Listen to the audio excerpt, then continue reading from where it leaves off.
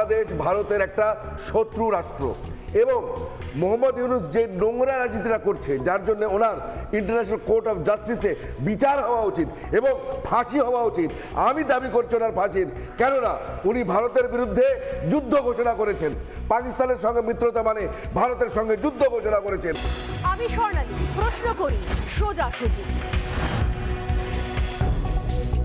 ইউনূস আর যাই হোক, তিনি বাংলাদেশের ভালো কখনোই চাইছেন না। দেখুন ইউনূসের পাকিস্তানের একটা একটা করে নমুনা আমি দেখাবো কিভাবে কি কাজ করে আসছেন সাম্প্রতিক সময় মোহাম্মদ ইউনূস। প্রথমত হচ্ছে জামাতে নিষেধাজ্ঞা প্রত্যাহার করে নিলেন মোহাম্মদ ইউনূস। জামাতের উপর নিষেধাজ্ঞা ছিল শেখ হাসিনার আমলে, সেই জামাতের উপর থেকে সমস্ত নিষেধাজ্ঞা প্রত্যাহার করে নেন। মুক্তিযুদ্ধের ইতিহাস মোছার চেষ্টা করছে মোহাম্মদ ইউনূস। পাঠ্যপুস্তক থেকে পুরো মুক্তিযুদ্ধ এবং বঙ্গবন্ধুর এপিসোড ডিলিট করার নির্দেশ দেওয়া হয়ে গেছে ইতিমধ্যেই। বঙ্গবন্ধুর মূর্তি ভাঙার ছবি আমরা দেখেছি, কিভাবে সেখানে কোনো বাধা ছাড়া বঙ্গবন্ধুর মূর্তি ভাঙা হয়েছে। শুধু নয়, সেই মূর্তির মাথায় উঠে প্রস্রাব করা হয়েছে, এতটাই অপমান করা হয়েছে। বঙ্গবন্ধুর ইতিহাস মোছার চেষ্টা চলছে, বারবার তার জায়গায় নতুন চ্যাপ্টার আসছে, যোগ করা হচ্ছে। পাকিস্তানের সঙ্গে বাংলাদেশের ভালো সম্পর্ক এবং পাকিস্তানে থাকাকালীন পূর্ব পাকিস্তান হিসেবে গৌরবান্বিত অধ্যায়, তার সঙ্গে সিলেবাসে পাকিস্তানের ইতিহাসকে যোগ করা হচ্ছে।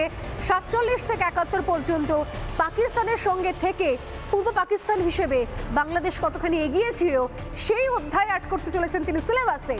মুক্তিযুদ্ধ পরবর্তী পাকিস্তানের প্রশংসা, মুক্তিযুদ্ধের পরেও পাকিস্তান কতখানি উন্নতি করেছে তার প্রশংসা, পাকিস্তানের এগিয়ে যাওয়ার সে সমস্ত ইতিহাস তারা জানি না কোথা থেকে পাবেন এগিয়ে যাওয়ার ইতিহাস, কিন্তু কোথাও থেকে হয়তো পাবেন, সেগুলোকে সিলেবাসে অ্যাড করার চেষ্টা করছেন। শুধু তাই নয়, বাংলা ভাষার সলিল সমাধি ঘটানোর জন্য একটু একটু করে এগিয়ে যাচ্ছেন মোহাম্মদ ইউনূস। রেডিওতে ইতিমধ্যেই উর্দুতে সম্প্রচার শুরু হয়ে গিয়েছে।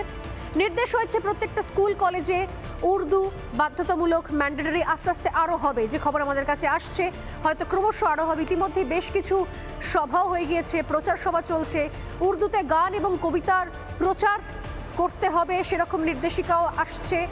তার মধ্যে কয়েকটা হয়েওছে অনুষ্ঠান। জিন্নার মৃত্যুবার্ষিকী পালন করা হচ্ছে, জিন্নার মৃত্যুবার্ষিকী পালন করা হচ্ছে এবং সেটা হবে, ক্রমান্বয়ে চলতে থাকবে প্রতি বছর বছর যে ভাবনা চিন্তাগুলো রাখা হয়েছে।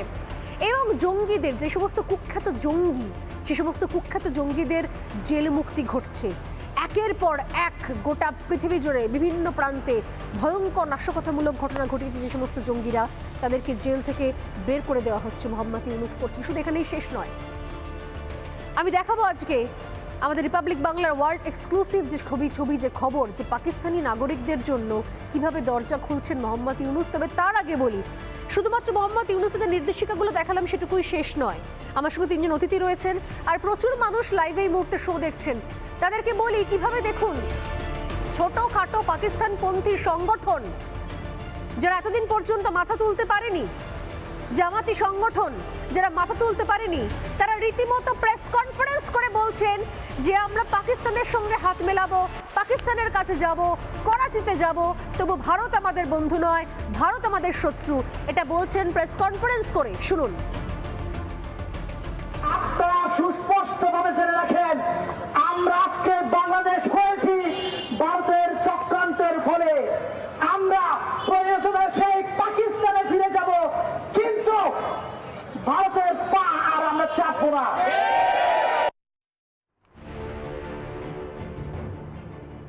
কিছু বাদ নেই। আর এরপর যেটা দেখাবে এক্সক্লুসিভ, আমাদের ওয়ার্ল্ড এক্সক্লুসিভ, যে এখানেও শেষ নয়, আরও একটু কয়েক কদম এগিয়ে গিয়েছে মোহাম্মদ ইউনূস পাকিস্তানের কাছাকাছি পৌঁছে যাওয়ার জন্য, দেশটাকে পূর্ব পাকিস্তান বানিয়ে দেওয়ার জন্য, তালিবানি শাসন এবং পূর্ব পাকিস্তান অর্থাৎ ডেডলি কম্বিনেশন বানানোর জন্য কি জায়গায় তৈরি করেছেন তার নমুনা নাম্বার 1, পাকিস্তানি নাগরিকদের ভিসা দেওয়ার প্রসেস ইতিমধ্যেই শুরু হয়ে গিয়েছে।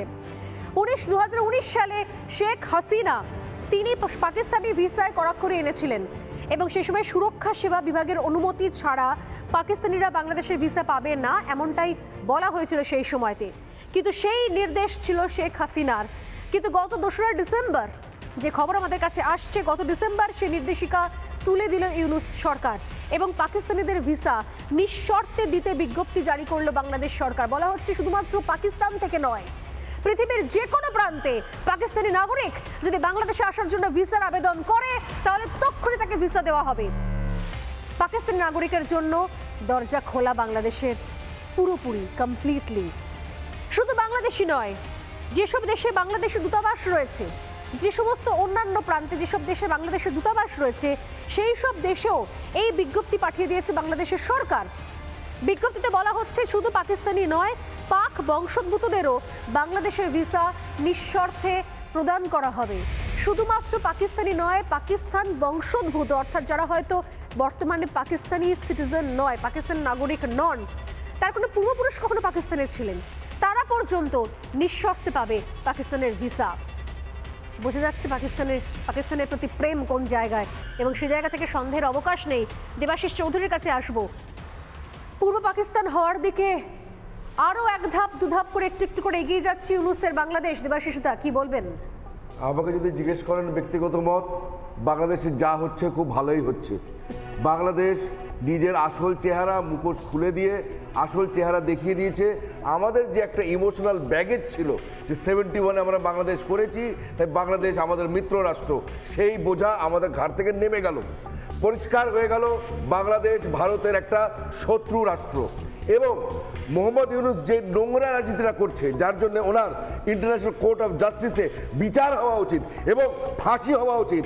আমি দাবি করছি ওনার ফাঁসির, কেননা উনি ভারতের বিরুদ্ধে যুদ্ধ ঘোষণা করেছেন, পাকিস্তানের সঙ্গে মিত্রতা মানে ভারতের সঙ্গে যুদ্ধ ঘোষণা করেছেন। এবং শুধু তাই করেননি, পাকিস্তানের সঙ্গে মিত্রতা করে ভারতের সঙ্গে যুদ্ধ ঘোষণা করে চিন্ময় প্রভুকে অ্যারেস্ট করে সমস্ত যে 2 কোটি হিন্দু মানুষ সেখানে আছে তাদের যুদ্ধবন্দী করেছে। উনি হিন্দুদের পলিটিক্যাল হোস্টেজ বানিয়ে নিয়েছেন বাংলাদেশে। প্রত্যেকটা হিন্দু ওখানে গৃহবন্দী, প্রত্যেকটা হিন্দু ওখানে কনসেন্ট্রেশন ক্যাম্পে আছে। আর এটা হচ্ছে ক্রাইমস এগেনস্ট হিউম্যানিটি। যেরকম স্লোবোডন মিলোসেভিচকে ফাঁসি দিয়েছিল আন্তর্জাতিক জাতিপুঞ্জ, একইভাবে এই ইউনূস হত্যাকারী ইউনূস, হিন্দুদের হত্যাকারী ইউনূস, ওর বিচার হওয়া উচিত।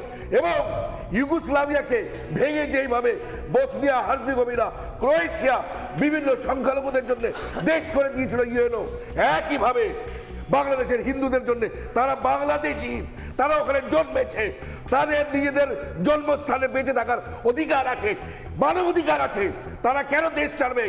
কিন্তু তারা যেহেতু পলিটিক্যাল হোস্টেজ, ওদের যেহেতু গৃহবন্দী করে দিয়েছে, কনসেন্ট্রেশন ক্যাম্পে বন্ধ করেছে, সেই জন্যে বসনিয়া হার্জেগোভিনার মতন, ক্রোয়েশিয়ার মতন বাংলাদেশকে টুকরো টুকরো করে হিন্দুদের জন্য ওখানে একটা হিন্দু বাংলাদেশ তৈরি করতে হবে। এবং মোহাম্মদ ইউনূসকে জাতিপুঞ্জে বিচার করে ফাঁসি দিতে হবে, কেননা উনি ভারতের বিরুদ্ধে যুদ্ধ ঘোষণা করেছেন এবং যুদ্ধ ঘোষণা করে উনি হিন্দুদের সেখানে পলিটিক্যাল হোস্টেজ করে নিয়েছেন। ওখানকার হিন্দুরা আজকে সেখানে কনসেন্ট্রেশন ক্যাম্পে বন্দী হয়ে গেছে।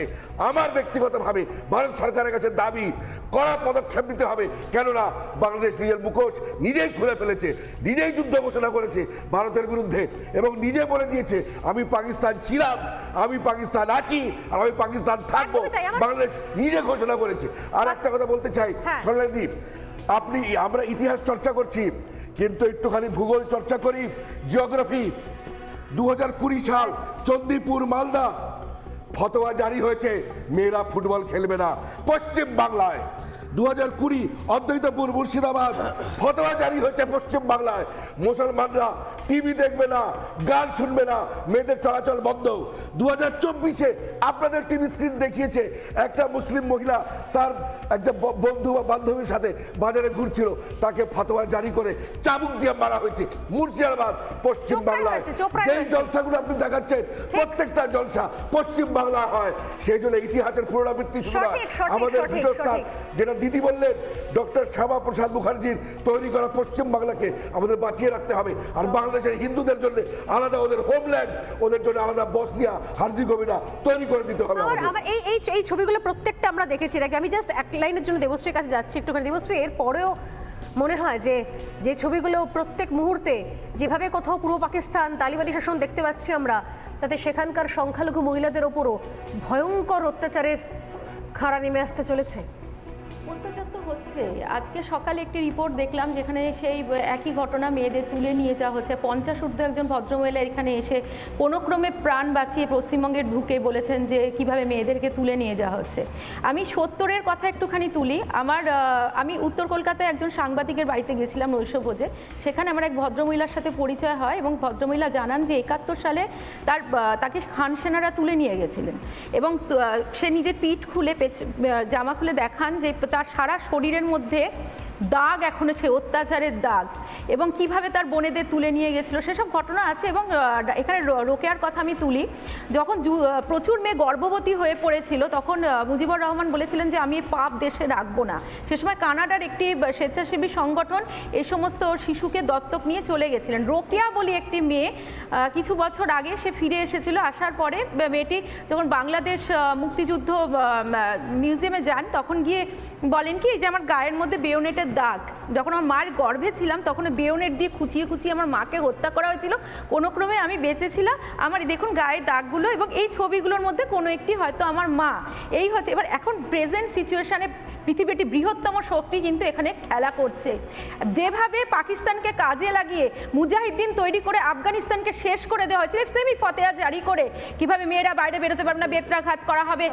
আজকে পাকিস্তান হচ্ছে একটা বদমাইশ দেশ, যাকে বলে সন্ত্রাসবাদী দেশ, ওকে আর ভালোভাবে কিছু বলা যায় না। অথচ তার প্রতি এত প্রেম করবে তো, তাকে যেচে আমন্ত্রণ জানিয়ে নিয়ে আসে। সময় একদম শেষ, আমি আলোচনা এখানেই শেষ করছি। একটাই প্রশ্ন রেখে আমি শেষ করছি, সময় একদম শেষ। সত্যি এখনো পর্যন্ত যারা এপারে মানুষজন যারা এখনো পর্যন্ত ভাবছেন যে বাংলাদেশের এই উগ্র মৌলবাদকে আমরা নিন্দা জানাবো না, কারণ তাহলে আমাদের এখানকার ভোট ব্যাংক রুষ্ট হবে। এখানকার ভোট ব্যাংক যাও বা শূন্যের পরও একটুখানি কিছু বাঁচাকোচা ছিল, জায়গা ছিল, সেটুকুকে আগলে রাখতে হবে। কেউ ভাবছেন ভোট ব্যাংক ছাড়া বাঁচবো কি করে, 26-এর ভোট পার করবো কি করে। তাদেরকে বলি অন্তত নিজের পরবর্তী প্রজন্মের দিকে তাকিয়ে আর নিজেদের ফেলে আসা ইতিহাসের দিকে তাকিয়ে এখনো যদি লজ্জা থাকে, আয়নায় নিজের মুখ দেখুন এবং প্রতিবাদ করুন। যদি গোটা পৃথিবীর সভ্য মানুষ এই উগ্র মৌলবাদের বিরুদ্ধে প্রতিবাদ না করে, তাহলে গোটা দেশ শেষ হয়ে যাবে, তার পরবর্তী প্রজন্মগুলো শেষ হয়ে যাবে এবং এই শেষ হয়ে যাওয়া ধ্বংসাত্মক জিনিসটা, ধ্বংসপ্রাপ্ত দেশটা আমাদের ঘাড়ের ওপর নিঃশ্বাস ফেলছে। যদি গণতন্ত্র ভুলে সন্ত্রাসতন্ত্রের চাষ হয় বাংলাদেশে, তাতে সব থেকে বড় বিপদ কিন্তু ভারতের। আর কতদিন মুখ বুজে থাকা হবে, কতদিন মুখ বুজে থাকবে? এই প্রশ্ন রেখে শেষ করলাম। একটা ছোট্ট বিরতি নিয়ে ফিরে আসছি। প্রত্যেককে ধন্যবাদ জানিয়ে সঙ্গে থাকুন। নানা ধরনের কন্টেন্ট দেখার জন্য লাইক করুন, শেয়ার করুন আমাদের ফেসবুক পেজ, সাবস্ক্রাইব করুন আমাদের ইউটিউব চ্যানেল।